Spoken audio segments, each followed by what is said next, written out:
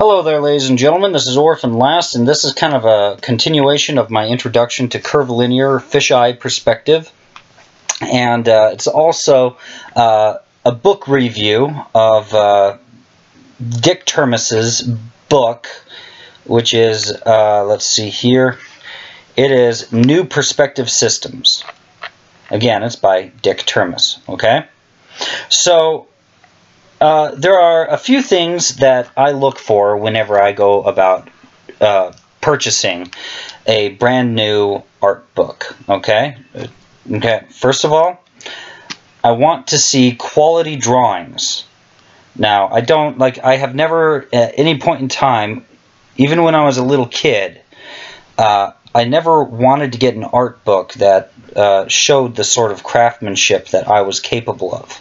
I wanted to learn from a master. I wanted to know that this guy knew what he was doing and he was the best artist humanly possible. Okay? But just looking over the actual book itself, this right here is the best image in the entire book. Okay? This image right here. And this image looks great. I mean, I really like the way it looks. However, there are other images in this book that look like it's something that an 8-year-old or a 10-year-old possibly drew. And, you know, this may sound like a massive insult towards the book, and it may seem like an insult towards Mr. Termis, the author of the book, but the thing is that I actually researched this man before I ever downloaded the book.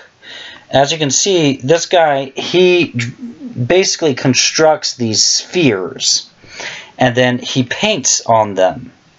And these are examples of his craftsmanship. So obviously the guy is a master. Like he paints these amazing images on these spheres, and that is his canvas right there. And I admire it for what it is. I mean, honestly, what I'd like to see is where I would like to see a lamp and have like the lamp shade be something kind of like that, where it's got this amazing painting on it, and when you turn on the light, what I'd like to see is it projected on the walls. That would look phenomenal to me. This is a interesting idea. Like, kudos to you, Mr. Termis. You've got a really interesting job. I really like it. And you know, I had a brief conversation with Mr. Termis after a complication with my order purchasing this book. I purchased it, and there was an issue of how do I get my book, because it's supposed to be a digital download, and I was wondering what the heck did I buy if I don't have the book right now. And this guy, he seemed like a nice, happy, jolly, very fair-minded sort of guy. A really nice gentleman. Seemed like a real human being.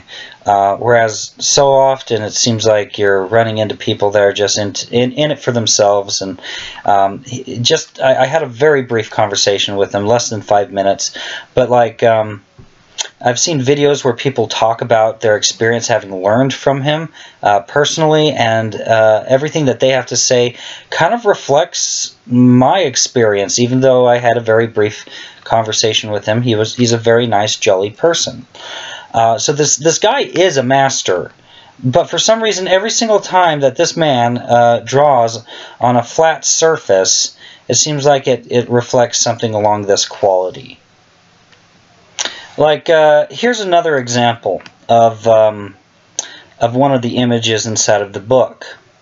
Okay, you know, the concept of the image is phenomenal. Here you are, you're looking down on the scene, and this portion of this building seems like it's pretty far away, and now this portion of the building seems like it's closer, and as you look up, this looks pretty dang far away up here. So you're literally looking up when you look up at the top of the page. You're literally looking straight ahead when you're in the middle of the page, and you're literally looking down when you're looking at the bottom of the page. But like, the craftsmanship isn't very good inside of this book. So for some reason, I cannot say that I cannot find quality drawings inside of this art book. Okay? When you contrast and compare this book to something like Dynamic Anatomy by Bern Hogarth, this book itself, it doesn't really compare. It really kind of doesn't. But is it a good book? I mean, does it teach you new jargon? I'm going to start with that one right here, okay? Jargon, for those of you that don't know what jargon is, it's basically terminology that's used among a specific group of people. So like if you happen to be some guy who works with Photoshop and such like that, you know what a photocomposite is, you know what a layer mask is, you know a variety of different terms that most people wouldn't, and that is jargon, okay? To be honest, after having read this book, I really don't feel like I have a lot of jargon. And I'll try not to show you too much of the content inside of this book, but so much of it is like this. You see a series of images, and there's a caption this big. Okay, so there's probably a total of maybe 90 paragraphs, if that, inside of this entire book. It's only a 40-page book, 40 or so page book. Let me look at the table of contents real quick here. Table of contents, where are you? There we are. Okay, so about 33 pages or more. I know there's more. Okay, 44 pages right here. I can see it right there. There's 44 pages total for this entire book, and that includes the two covers, which is basically this cover. Well, actually three. Has this cover 1, 2, 3. And then, you know, the copyright and acknowledgments, you know, dedicated to, and then the table of contents. So this 44 pages includes all of that information. Now, you look at 1 point perspective, that covers pages 10 through 14. Okay? Now, just based off of the video series that I have so far on basically my linear perspective tutorial series, that is not enough to have a full in-depth knowledge of 1 point perspective, especially when it's a book that just has a series of pictures and one little tiny paragraph to describe each little picture. And 2 point perspective, you know, it covers pages 14 through 16. Again, not enough to really get a full comprehensive understanding of it. 3 point perspective, once again, pages 16 through 18. Like that's like 2 pages worth of information right there, dedicated to 3 point perspective. And you know, this continues this trend. 4 point perspective goes from page 18 to 21, where it goes to 4 point continuous perspective, which is like basically cylindrical perspective. And it kind of continues on from there. Like, this is not a book that's going to delve really in depth into perspective, but it's introducing an idea. Okay, so you're not going to find a whole hell of a lot of new jargon inside of this book. So will you walk away with new techniques? Well, I found this portion of the book to this portion of the book useful. Okay? 4 point perspective, 4 point continuous perspective, 5 point perspective, and 6 point perspective. I don't really know, honestly, when I'm going to use 6 point perspective, but it was informative and I enjoyed having the chance to learn it. Okay? So let me show you this last image from this book here, okay? And let me just show you what this book is basically going to be teaching you, without necessarily giving you the entire story of the entire book and how to do it and everything. So basically, you see this curvature of this, I guess it's a street, okay? You see the street kind of continues on here. It's like this curvature here. This, in all reality, if this is a real place, okay, this is not as curved as it appears. Let me show you. Okay, so this is one of the very first images that I ever took as a panoramic image, okay? And this is how I made this panoramic image. It's not like some picture that I took with a smartphone. This image was taken before smartphones were really even a thing. Basically, I took an image about that big, okay? And then I took another image, okay? And then I took another picture, and so on and so forth. And I just kept on repeating this process, going down, and just continued. And then I moved the camera ever so slightly to the right, and then worked my way up, and just kept up doing this over and over again, taking a bunch of pictures with my camera. And basically I found out how to make a panoramic image with my camera, and how to, well, not with my camera, how to basically make a panoramic image with any camera, and how to plug it into Photoshop. And I just kept on taking pictures with this method, with this technique, and then I just used Photoshop to compile the images together, and everything like that. And basically, this is the sort of path that I took, taking each and every single photo, and I just move up and down, up and down, up and down, until I finally reached all the way to the end here. Okay, so once I plugged it into Photoshop, and I got the image all laid out and everything, this is what I saw. This gutter was not curved, okay?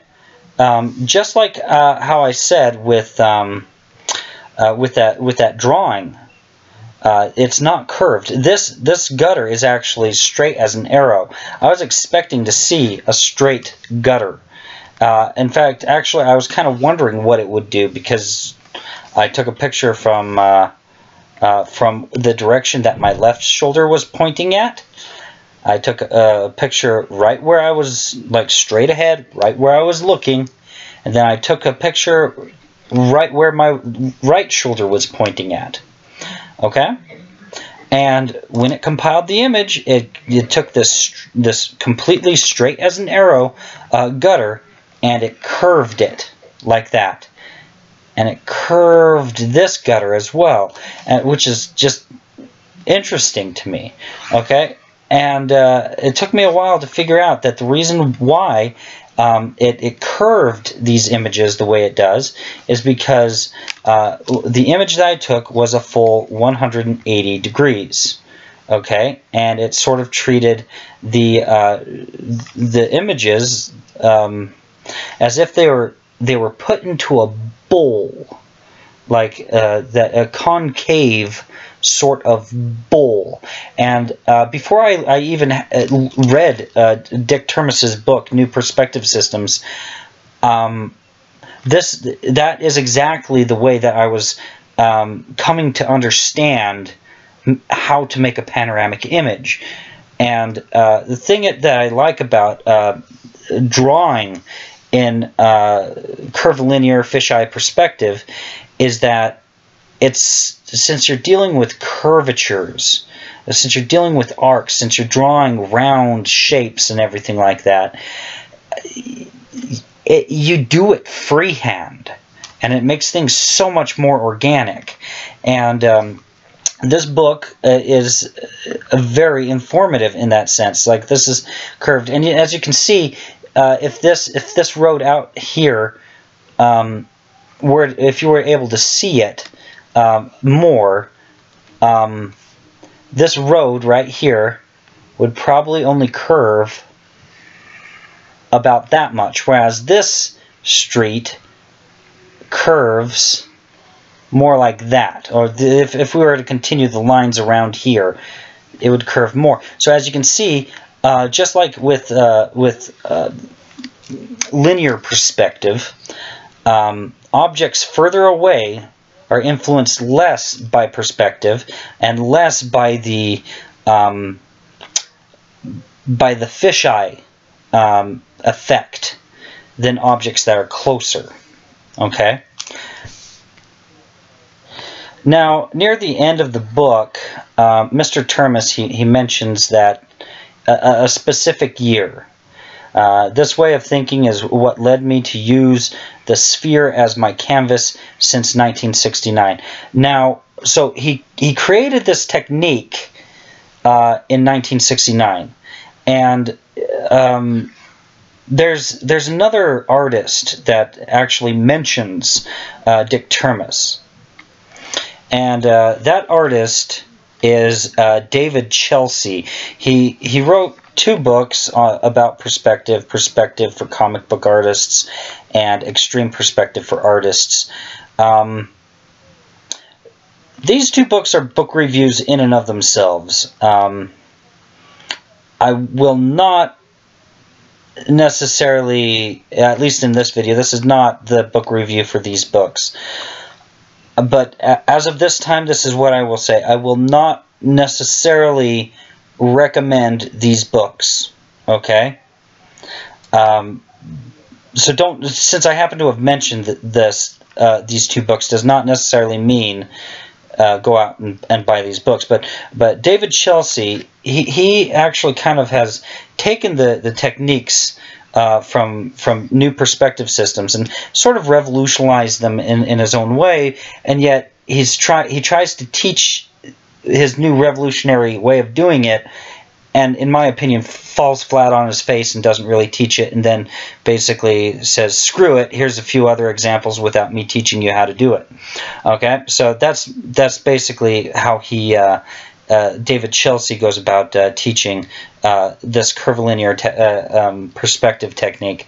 The thing is, I wouldn't even know who Dick Termes is if it wasn't for David Chelsea, and that's what essentially brought me to know about this book and who Dick Termes is and what he does, and brought me to research who Dick Termes is. Ultimately, I found this book, New Perspective Systems, as massively flawed as this book is. New Perspective Systems. I found this book more helpful than Extreme Perspective for Artists and Perspective for Comic Book Artists. Pure and simple. So in the end, what sort of score would I give this book? Well, you know, it didn't fit 2 of the 3 little bits of criteria that I wanted out of, that I generally want out of an art book. However, you know, I walked away having learned and felt comfortable with drawing 4-point perspective, 4-point continuous perspective, 5-point perspective, 6-point perspective. Okay, so that's 1, 2, 3, 4 separate different techniques that I walked away with.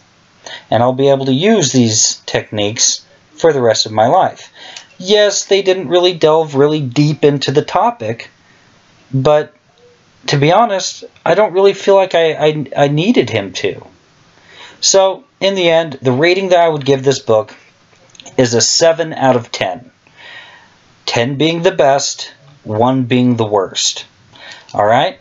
So, take that for what it's worth. I hope if Dick Termes winds up watching this video that he appreciates the review and the score, because, you know, this is as honest as I can give it. I enjoyed his demeanor during the phone call that I had with him, and he seemed like a really nice guy, and I really have tried to make sure that just that one little phone call didn't influence the score of this review. But genuinely, after having finished reading this book, I walked away feeling free, whereas linear perspective can oftentimes feel really restrictive. There's just so many rules, so much geometry and crap that you have to keep in mind. Whereas this book kind of makes you feel free. And that's when I was going through high school, I had this art teacher. And ultimately, the one thing that I walked away with from his class is he would always be saying this: I want you to feel free. I want you to feel free. Basically, don't get bogged down by all the rules.